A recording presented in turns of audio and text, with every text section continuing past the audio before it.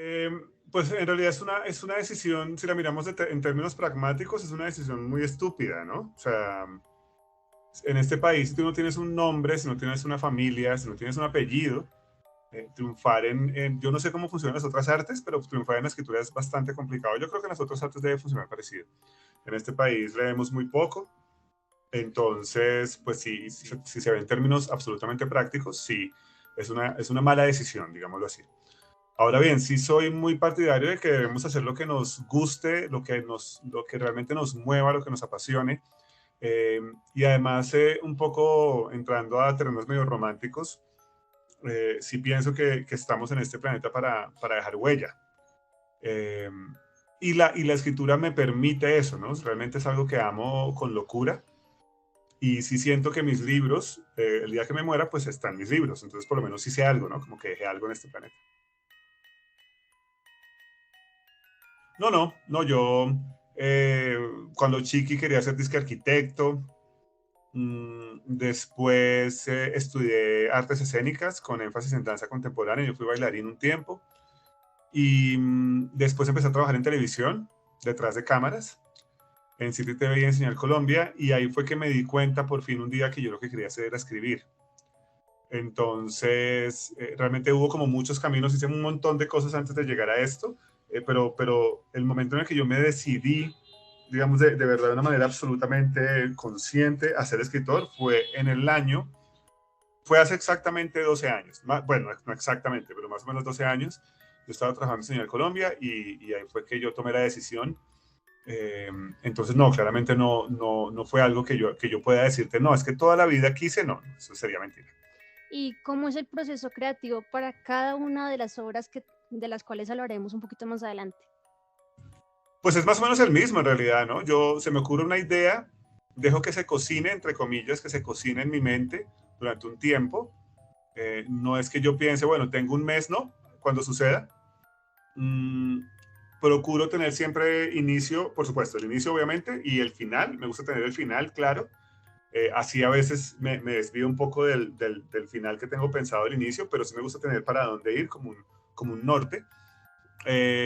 Y empiezo a escribir. Yo escribo siempre en las noches porque me conecto desde que escribí Virginia. Empecé a escribir en las noches porque conecto mucho más con las historias y con la sensación de miedo que quiero provocar, por supuesto. Y además el silencio me ayuda mucho. Yo no soy de escribir escuchando música, no, yo tengo que estar en silencio. Entonces me queda más fácil en las noches. Eh, después de terminar el primer borrador, pues sí lo dejo un tiempo, generalmente unos 20 días, un mes, y vuelvo a él para darme cuenta de toda la cantidad de errores que cometí, obviamente pues son incontables, y después de sacar, digamos, esa primera corrección, ahí sí es que se envía a las editoriales.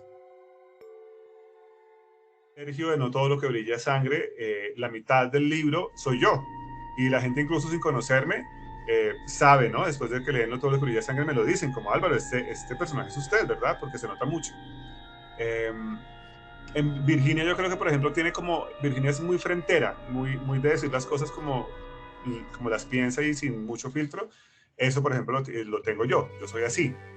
Y cada personaje tiene algo de eso, ¿no? Indira, por ejemplo, en la sangre derramada, Indira es una persona que de pronto eso no está muy claro en el libro porque es un personaje muy pequeño, no hay tiempo para desarrollarlo tanto y digamos todo está desde el punto de vista del niño que está enamorado de ella, que en este momento se me olvidó el nombre porque sinceramente se me olvidan los nombres de casi todos mis personajes, De Carlos. de Carlos. Mm, pero, por ejemplo, Indira sí la pensé como una persona que piensa siempre en lo que pueda estar sintiendo el otro. Y yo he aprendido a hacer eso hace unos años, hace unos 10 años, yo por fin empecé a conectar con la gente y a ser un poco más empático y en ese sentido más bondadoso, ¿no? Porque la franqueza sin empatía pues se convierte en crueldad. ¿Y cómo ves que es la aceptación del género terror y suspenso aquí en Colombia? Hace unos años por fin empezó a entenderse que sí podemos escribir historias de terror en Colombia, ¿no? Al principio, hace 10 años, cuando yo empecé a publicar, tuve que luchar muchísimo contra el perjuicio de que acá en Colombia solo se puede escribir cierto tipo de literatura y esta literatura de género como que era vista como géneros menores y como mamadera de gallo y se desdeñaba muchísimo, ¿no? con el tiempo, por el trabajo no solo mío, sino de muchas personas, hemos logrado como convencer a la gente de que hay un montón de cosas que hacer ahí y que no le tenemos nada que envidiar a King o a John Soule o a Katzenbach o a quien sea o a Brandon Sanderson o lo que sea, porque claramente sí, en Colombia se escribe literatura de género y pues muy buena y además con el plus de que si eres colombiano o colombiana, pues te vas a sentir muy identificada porque finalmente lo que sucede es a personajes colombianos y en lugares muy enmarcados en lo que somos nosotros, ¿no? No, yo creo que están súper separados. Es decir, eh, eh, al final lo de los géneros es medio relativo porque tú puedes hacer ciencia ficción oscura, puedes hacer terror, ciencia ficción, puedes hacer la historia negra con terror, puedes hacer terror y comedia. Hace poco me enteré de que hay fantasía erótica, es una cosa rarísima. Entonces al final hay un montón de cosas que como que estas reglas y estos límites, supuestos límites que nos ponemos, pero no son sino eso, ¿no? O sea, son unos límites impuestos acá, entonces puedes hacer lo que quieras. Yo, problema, ¿no? Entonces realmente el problema fue que esta monjita decidiera tener sexo, y más con un sacerdote. Al final se trata de que hay una subestimación de los niños, ¿no? De la mente infantil y de creer que exponerlos a la violencia está bien, pero al sexo no. ¿Mm? Y eso, en medio de todo, yo no sé si esto ha sido siempre así, porque claramente lo que sucedía, por ejemplo, con los hermanos Grimm o con Hans Christian Andersen, es que eran cosas muy violentas, a veces totalmente explícitas, como los hermanos Grimm o Charles Perrault, o a veces era algo subyacente, ¿no? Lo que sucede con la Sirenita y con todo lo que escribe Hans Christian Andersen. Entonces llega, por ejemplo, Disney y lo que hace es volver esto súper bonito, Pinocho lo convierte en otra cosa, por ejemplo, cuando Pinocho es súper retorcido, y era una manera como decirle a los niños, usted tiene que ser bueno, o si no, se va a morir. O sea, era una cosa también súper frentera. Entonces, eh, eh, yo pienso que si yo no tengo hijos, ¿no? Entonces también es cierto que puedo estar hablando desde una orilla equivocada, pero yo pienso que los niños hay que tratarlos como un ser humano cualquiera y sobre todo dejar de subestimarlos como si fueran tontos, porque muy lejos de eso. Y pensar también de qué los estoy protegiendo, de que se ve una teta, de que se ve un pezón, de que un man le metió el pipí a una mujer. O sea, ¿eso realmente es lo que lo estoy protegiendo? O más bien lo protejo de la violencia injustificada, de los descuartizamientos, de las masacres. De eso sí deberíamos protegerlos de alguna manera. Ahora bien, protegerlos de que si al final este es el mundo en el que vivimos y más bien pienso que probablemente lo más correcto sería como sentarse, digamos, a leer Virginia, por decir algo, a leer Virginia con tu hijo o hija de 11, 12 años, 10 años, leerlo juntos y empezar a discutir sobre esto, mirar a ver qué piensa el niño o la niña y mirar a ver de qué manera de verdad se canaliza todo eso para que el niño no termine con su cabecita rayada y pensando cosas que no son, ¿no? En este caso, ¿tú cómo llamas a tus seguidores? ¿Los podríamos llamar, no sé, vaneguistas quizás? ¿Cómo? Mira que eso es muy chistoso porque igual la comunidad está creciendo hasta ahora, o sea, realmente se volvió una comunidad pues grande, mediana por ahora, más o menos desde 2020 que Virginia se pegó a esa disparada, ¿no? Entonces a partir de ahí ya yo empecé a sentir como realmente un cambio en la cantidad de gente que me leía o que me lee. Y entonces dentro de mi círculo social, en la editorial y mis parceros escritores y eso, sin que yo les dijera nada, empezaron a hacer como una discusión de cómo se llamaba la gente que me lee, ¿no? Mis fans. Entonces hubo gente que dijo, no, que los vanelivers, eso me parece muy chistoso, y están los que dicen que los fanegas. Por alguna razón se quedó los fanegas, pero yo no sé si realmente eso todavía esté como extendido. Yo siento que cuando hablan de fanegas es todavía siendo, digamos, esa palabra sigue siendo algo muy interno de gente muy cercana. Yo no sé si eso en algún momento se va a popularizar de alguna manera. Me parecería súper chévere, claro, ¿no? Ahora, sin embargo, hablando de importancia, pues esa que te digo es importante porque ahí empecé. Ahí empecé. Entonces, así después haya habido los problemas que haya habido, pues ellos son responsables, seguramente muy a su pesar, del inicio de Álvaro Vanegas, ¿no? Entonces, claramente sin ese inicio, pues no estaría donde estoy ahora. Y seguramente eso les debe arder un montón, porque deben pensar, vea este man dónde está, y pues empezó acá, o sea, en medio de todos, gracias a ellos también. Pero hablando ya de importancia y de tenerlo cerca a mi corazón, pues definitivamente Calixta se convierte en un hito en mi carrera. Gente que creyó mucho en mí desde el inicio, desde que empecé con ellos en 2017. Y de hecho, al principio, pues no, o sea, esa primera, nosotros firmamos contrato creo que en noviembre de 2017 y entonces en abril de 2018 fue la primera feria del libro de Bogotá con ellos y pues al principio no se vendió mucho, o sea, ellos venían con todas estas expectativas y no se vendió mucho, pero siguieron creyendo. Y por fortuna ya en 2019 se notó la diferencia cuando lancé Violeta. Y en 2020, pues, para arriba, ¿no? Como que a mí la pandemia hay mucha gente que de verdad le afectó mucho, pero para mí fue como ¡puf! Para arriba gracias a la pandemia.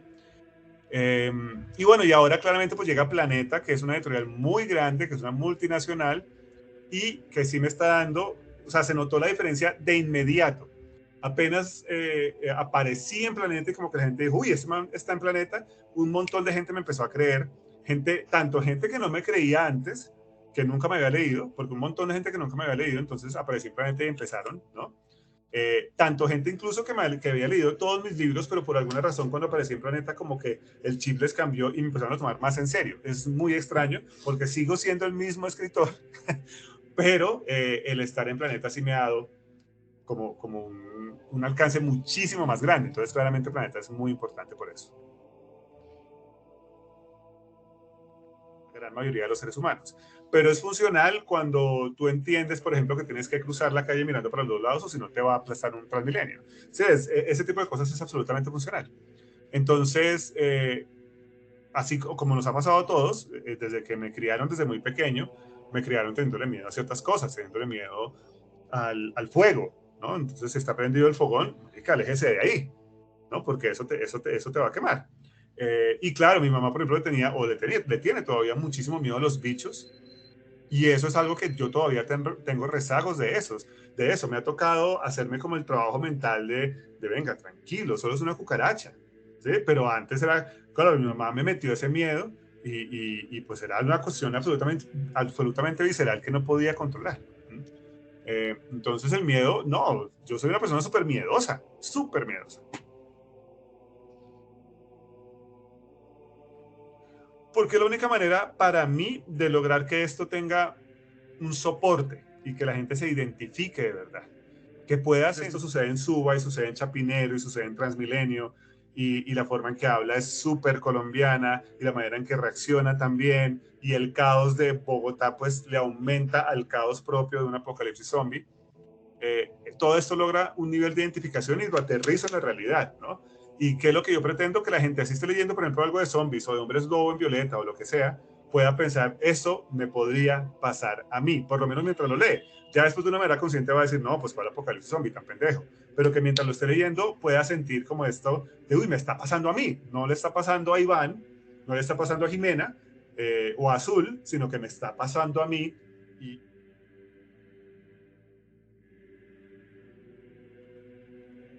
¿Por qué poner a una monja como personaje principal y meterla en este mundo de erotismo, digámoslo así, a través de su proceso para adquirir un libro que después va a abrir un mundo que ya dice, pucha, apocalipsis total?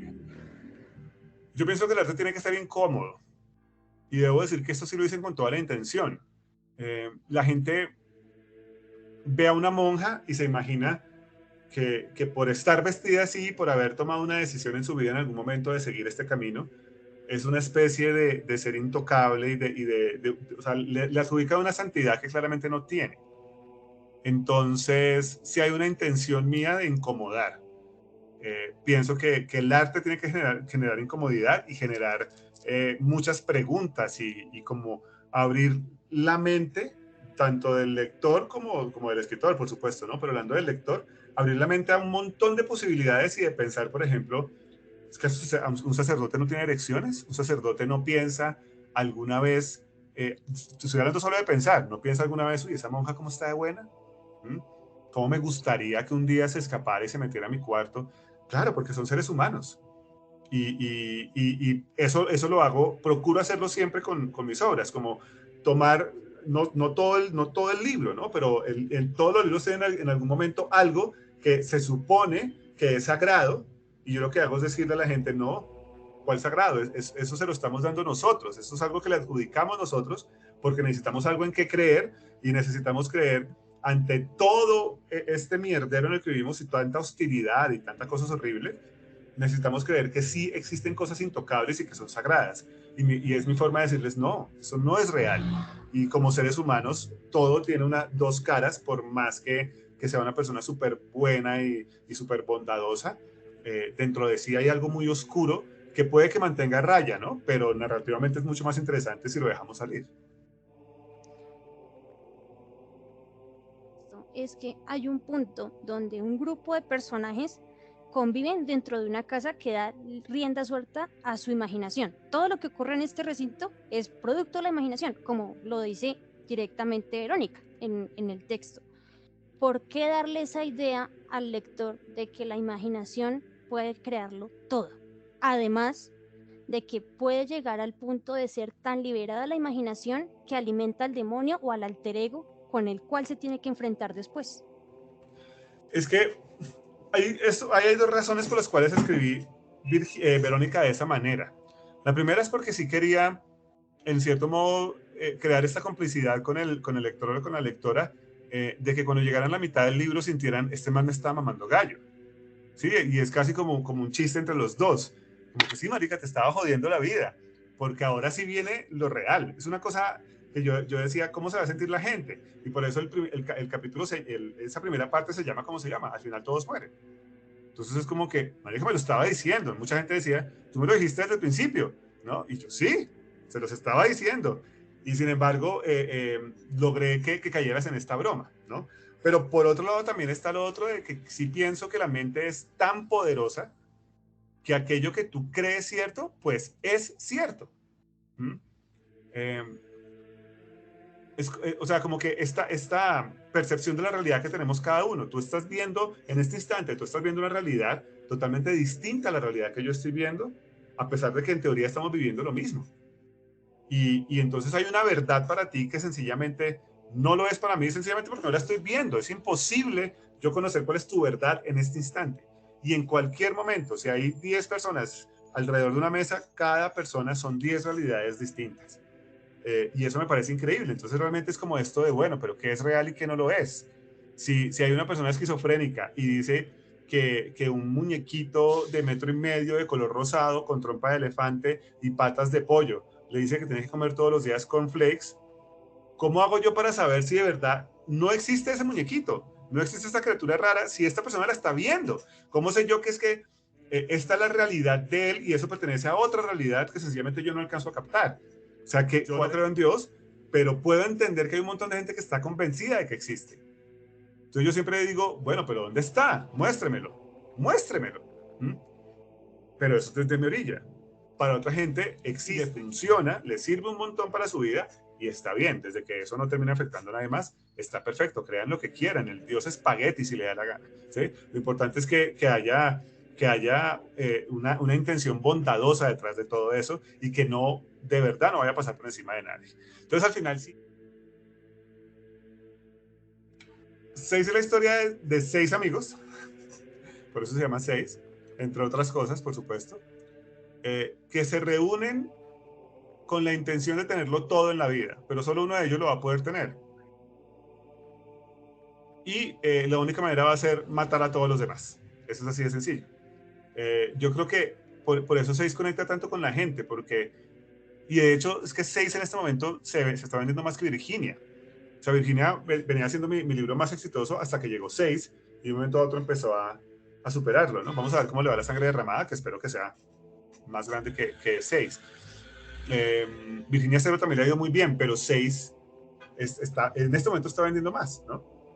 Y hablando respecto a que se va a convertir en película, ¿cuál es tu sensación frente a esto? ¿En algún momento dijiste, preciso quiero que este libro se convierta en película o fue algo circunstancial? No, esto fue muy planeado. De hecho, antes de ser libro, antes de eso fue una serie web. que no pudimos sacar por lo que salió la película. Después de la serie web me alié con un amigo y dijimos, listo, vamos a escribir el guión. O sea, esto va a ser un guión. Pero él fue el que me dijo, venga, pero escribamos el guión, listo, pero parce, ¿por qué no se escribe la novela que le va a dar más peso a la película? Y yo hablé ese mismo día fui a hablar con Calista y Calista me dijo, de una, yo no había escrito ni una sola palabra, y Calista me dijo, de una, escríbela.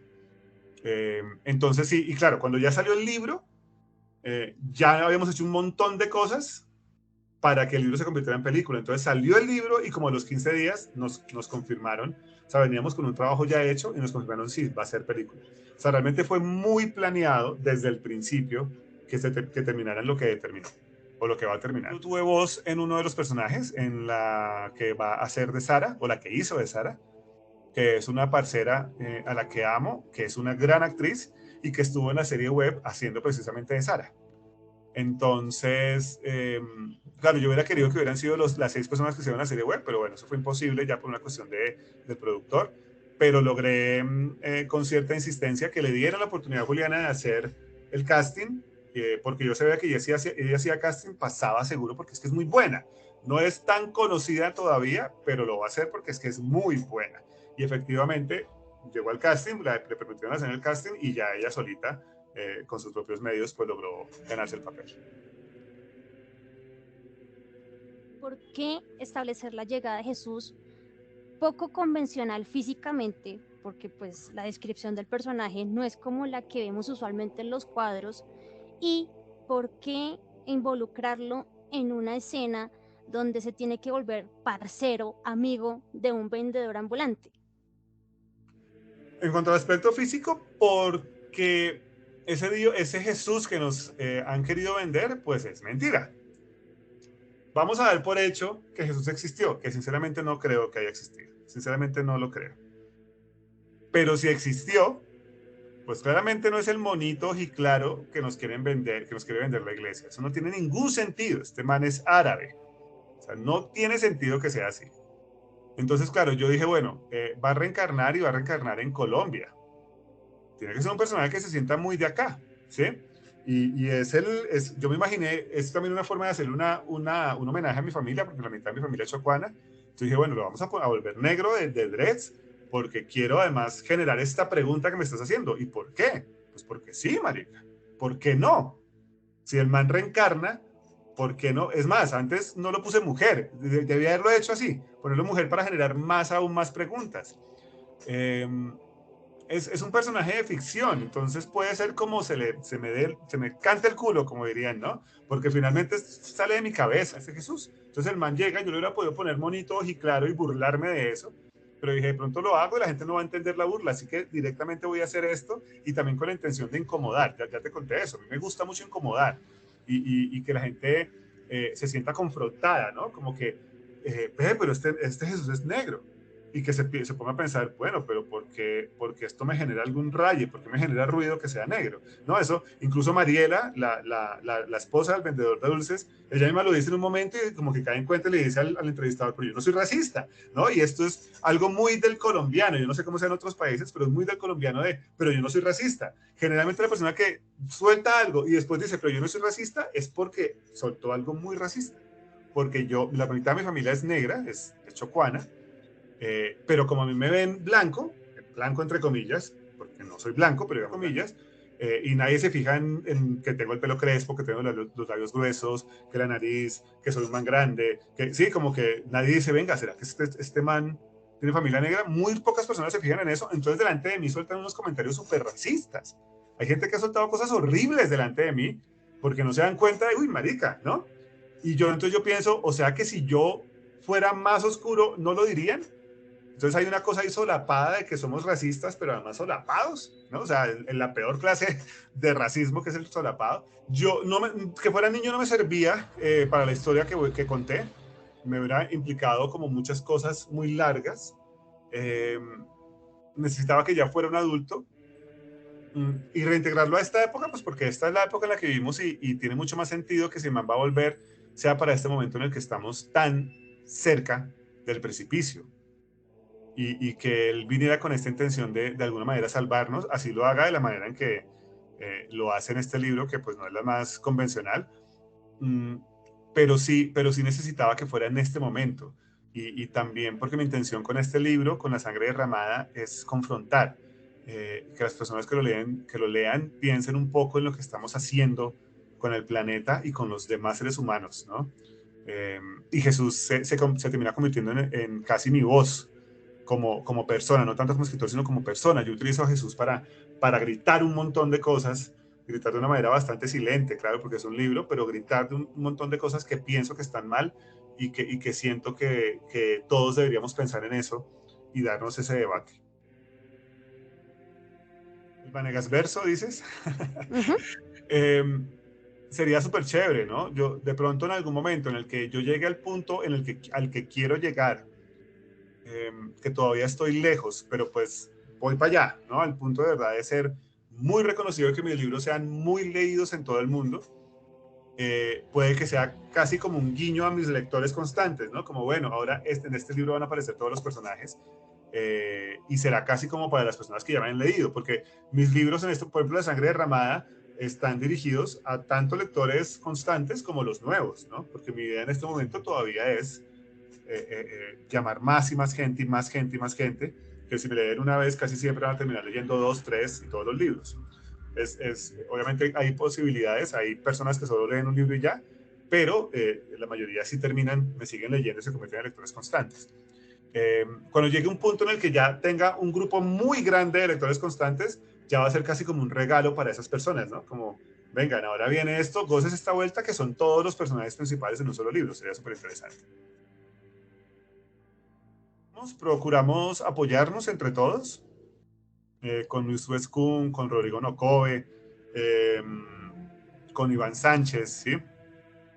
Procuramos como de alguna manera ayudarnos, la mayoría de nosotros, sabemos que en equipo somos más fuertes, eh, pero por lo menos en mi caso, yo hace tiempo dejé de utilizar lectores beta. Yo no, yo ya, porque ya confío mucho en lo que escribo. Entonces, sé que por supuesto mi primer borrador va a tener errores y lo que hago es leerlo, volverlo a revisar y ahí sí enviarlo a mis editores. Yo no sé cuál sea el caso realmente de los otros escritores, pero no me los imagino como pidiendo a otro escritor de terror que les lea. No, no creo, la verdad no creo. Sí, claro, cabe la posibilidad. A mí me gusta mucho enseñar en realidad. Por eso doy un taller cada mes. Entonces, pues todo puede suceder, ¿no? Todo puede suceder y yo estoy abierto a eso porque sí me gusta enseñar, eh, como contarle a la gente desde mi experiencia cuáles son las técnicas, las herramientas para escribir un libro y sobre todo para llegar a ser publicado y ser leído. Sí me gusta mucho como ahorrarle a la gente la comedera de mierda que me tocó a mí cuando pues yo estaba solo. Entonces, eh, como decirle a un Rodrigo Noco, venga, yo eso sí lo hago mucho con él, ¿no? Haga esto, fíjese en esto, para evitarle un poco todos los problemas que yo tuve, todos los inconvenientes. Yo lo veo más como cuando una pareja tiene dos hijos, el hijo mayor y el hijo menor, y el hijo mayor es el que libra un montón de batallas y pide un montón de permisos y se aguanta un montón de cosas y después el hijo menor pasa derecho porque esa batalla ya fue librada.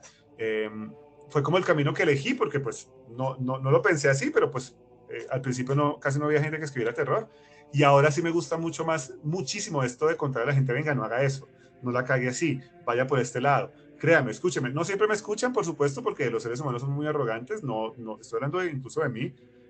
Y muchas veces creemos que no las sabemos todas, pero sí hay quienes dicen como, venga Álvaro, pues ya pasó por esto, pues escuchémoslo. ¿Por qué debemos leer terror colombiano?